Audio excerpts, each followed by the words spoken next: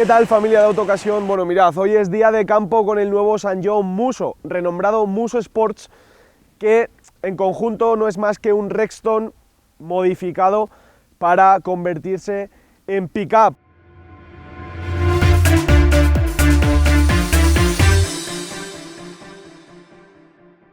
Musso a principios del siglo era un SUV familiar y la variante pickup se renombraba Action Sport, y ahora lo que tenemos, como digo, es un Sanyong Musso Sports que ya veis, sobre todo en su parrilla, es muy parecido a un Rexton, con una enorme parrilla que en este acabado tope de gama Limited además imita, aunque eso sí es todo plástico, pero imita bastante bien a primera vista la fibra de carbono. Tenemos también unos enormes faros como en el SUV, eso sí, con tecnología diurna LED, pero con faros xenón y halógenos en las versiones de acceso. Si nos venimos ya al lateral, bueno, vemos que las proporciones son exageradas. Tenemos un coche de 5,4 metros de largo, además con doble cabina sí o sí, no hay cabina simple. Tenemos llantas de 17 pulgadas, aunque en este caso al ser tope de gama ya son 18 en ese color negro brillante. Y aquí en la vista trasera vemos una caja de 160 centímetros de profundidad por 150 centímetros de anchura. En este caso, ¿qué pasa? Que está condicionada bastante por un cajón opcional con cerradura y con llave, en el que podemos meter pues algún que otro objeto cuando viajamos. También tened en cuenta que ese cajón de plástico no va a ser muy útil a la hora de meter maletas. ¿Por qué? Porque sobre todo si nos llueve durante el camino, que es algo que ya nos ha pasado, entra algo de agua y nos va a estropear algo del equipaje. Pero bueno, en el caso de las versiones más orientadas al campo y al trabajo, por supuesto tenemos una cabina más grande porque no tenemos ese cajón, y este Limited, que al final es el Musso Sport más orientado a la carretera, entre comillas, pues nos viene bastante bien eso si vamos a abusar o a utilizar bastante el coche en carretera. Ya veis, una puerta que pesa bastante y una vista trasera que le da continuidad a esa línea horizontal con el nombre principal del coche Musso y también en relieve ese apellido Sports.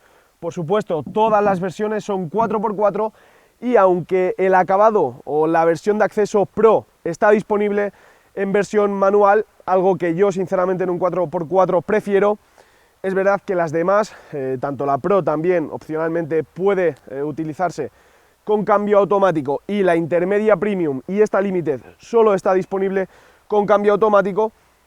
Y lo bueno de esto es que aumentamos el par de 400 a 411 Nm, pero bueno, de todo eso referente a la mecánica hablaremos un poquito más tarde. Los colores de carrocería que tiene disponibles son 7, y aunque esta versión tope de gama equipa neumáticos de carretera que no son los más idóneos para el campo, es un auténtico 4x4, por tanto tenemos unas cotas off-road de 22 centímetros de altura libre al suelo, un ángulo de ataque de 19,5 grados, un ángulo ventral de 20 grados y un ángulo de salida de 20,5 grados. El interior del Musso Sports cambia en función de si eliges el acabado básico, el intermedio o el más equipado, sobre todo en dos aspectos fundamentales dependiendo del cliente.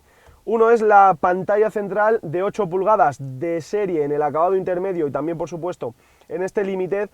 En el acabado Pro más básico la tenemos un poquito más pequeña y aquí, por supuesto, pues tenemos una conectividad de todo tipo que no tenemos en el otro. Y también en la tapicería de tela en los dos primeros acabados y de símil cuero en este más caro, que además está perforado para que nos dé bien tanto la calefacción como la ventilación que tienen ambos asientos delanteros. Por lo demás, pues es un habitáculo exactamente calcado al del Rexton. Tenemos molduras plásticas de buen aspecto y con unos ajustes bastante correctos. Además, algunas superficies como es esta o incluso esta superior del salpicadero están algo acolchaditas, que en un Sanyong la verdad es que se agradecen. Tenemos instrumentación analógica con dos grandes relojes, algo que se agradece también en este tipo de vehículos orientados al campo. Aún así tenemos una pequeña pantalla TFT para todo lo relacionado con la información a bordo. El mismo volante también que en el Rexton, con un arito de grosor correcto y con esta parte donde ponemos los pulgares más también perforada y más cuidada.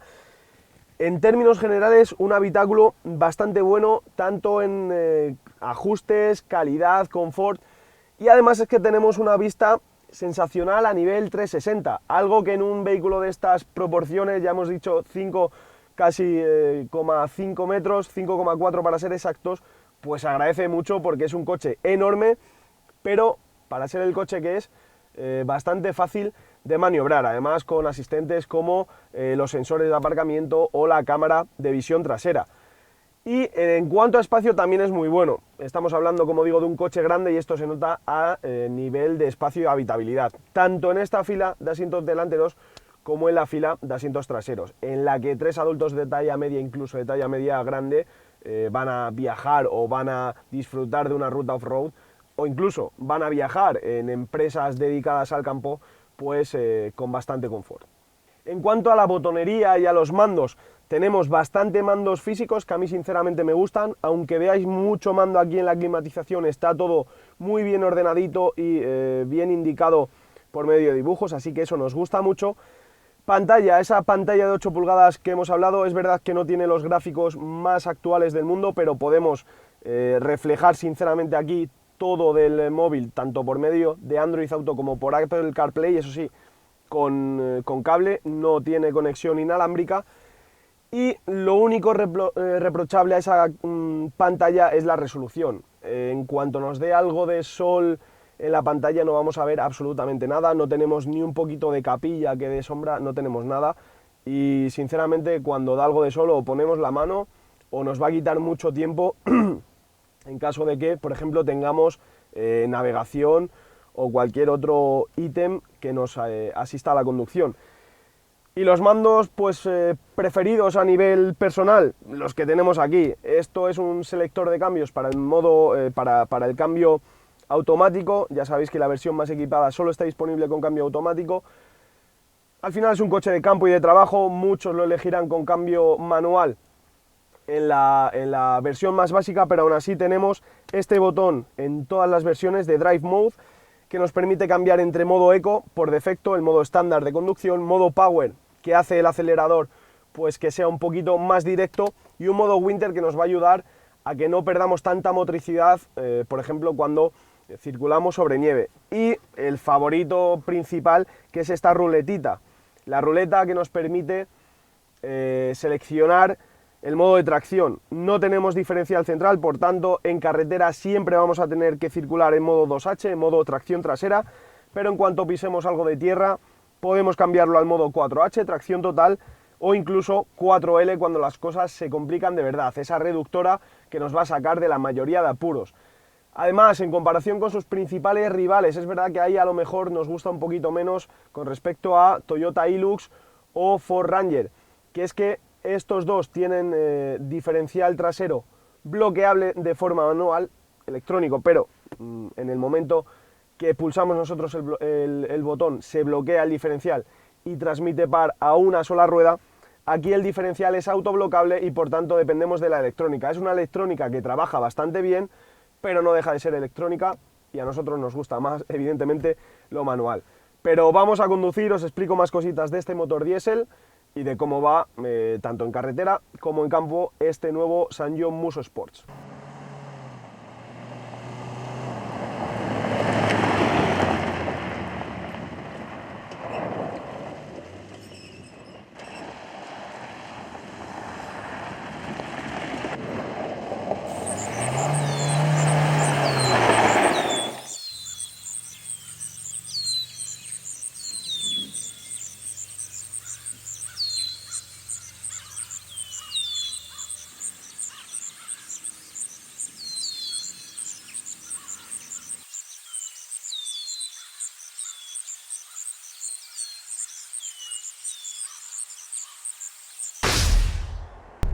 Al volante, de lo primero que os tengo que hablar es del motor. Tenemos el mismo 2.2 turbo diésel que tenemos en el Rexton, por tanto tenemos 202 caballos de potencia a partir de las 3.800 vueltas y tenemos 400 Nm de par en el caso del Muso de acceso manual y hasta 441 Nm de par en los automáticos. Antes me parece que os he dicho 411 o algo así, pero la diferencia es de 41 Nm de par entre el manual y el automático, que el automático ofrece más par.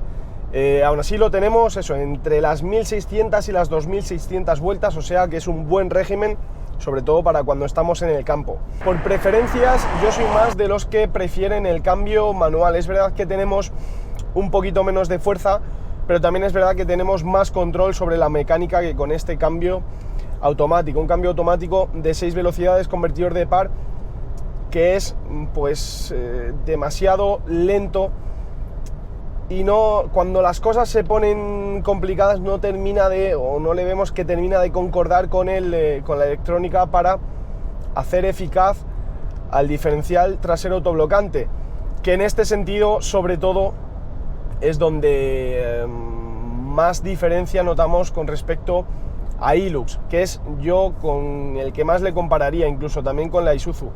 Pero desde mi punto de vista, sobre todo en estas últimas generaciones, el Ford Ranger está por encima de todas estas. Ya digo, me gusta mucho que tanto Ranger como Hilux tengan diferencial trasero bloqueable. En este caso dependemos mucho de la electrónica. Ojo, es una electrónica que, como hemos dicho antes, trabaja bastante bien, pero sobre todo el principal aspecto que tenéis que cambiar si compráis este coche, sobre todo en esta versión, y lo vais a utilizar mucho en campo, son los neumáticos. Nos trae de serie unos Nexen coreanos también, como la marca, de carretera, y no hacen brillar para nada al conjunto mecánico porque pierden tracción facilísimo. Con que haya un poquito de hierba húmeda o con que la tierra esté algo sueltecilla, no nos va a hacer para nada traccionar bien y que brille tanto la caja reductora como la electrónica para el diferencial autoblocante. Ese es el principal aspecto a destacar si vamos a querer un pick-up más para usarlo en carretera, en zona rural, con camino, que evidentemente cuando haya un camino de tierra sin mucha dificultad, pues no vamos a necesitar tacos, pero si ya lo necesitamos para una función más de trabajo, más de brigada, por ejemplo, de campo o cualquier este tipo, sí que vamos a necesitar ya unos neumáticos al menos M+S o de tacos. Ya digo, el motor tiene una respuesta muy buena, muy a la vieja usanza, un motor turbodiesel de los de antes, con poder. Consumos, pues bueno, al final es un coche muy pesado, estamos en las 2,2 toneladas, un coche grande de casi 5,5 metros. Los consumos van a ser altos, pero no van a ser desorbitados, ¿no? Esa es la diferencia.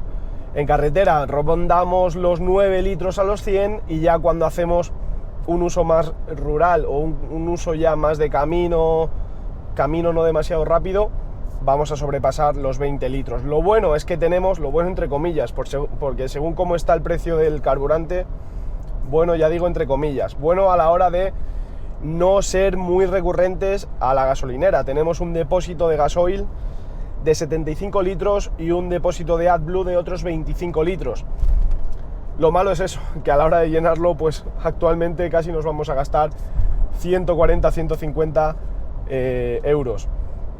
Pero ya digo, el funcionamiento y la respuesta del motor es muy buena. La transmisión no es lo peor del coche, tampoco es lo que más brilla. Yo sinceramente preferiría el manual, pero bueno, esto también va en función de gustos y sobre todo en función de las necesidades. Más cosas en carretera. Es un coche, ya decimos, pesado, grande, tosco. La suspensión nos gusta porque es relativamente suave y ofrece bastante confort, tanto fuera del asfalto como en el propio asfalto. Hay que tener cuidado, evidentemente, con las inercias, con las derivas de la carrocería. Es así, estamos por encima de los 2000 kilos. Los frenos me gustan bastante. Ahí sí que el tacto conjuga muy bien con el matrimonio de la caja de cambios automática, porque va reduciendo y actúa bastante el freno motor. La verdad que el tacto del freno y también el trabajo de los frenos es bastante bueno. lo que menos me gusta, a lo que más tiempo necesitamos para acostumbrarnos, es el tacto de la dirección. Y es una dirección que de un momento a otro, sobre todo en carretera, cuando estás entrando a una curva, la notas como muy asistida, de repente cambia la asistencia y empieza a pesar muchísimo. Es una dirección que, ya digo, vamos a necesitar mucho tiempo para cogerla el punto, y es una dirección, sinceramente, que no hay por dónde cogerla por eso, porque te cambia continuamente el peso. Luego, bueno, es correctamente precisa, te quiero decir, no es ni la más directa, pero entra bien, responde bien. Lo único muy criticable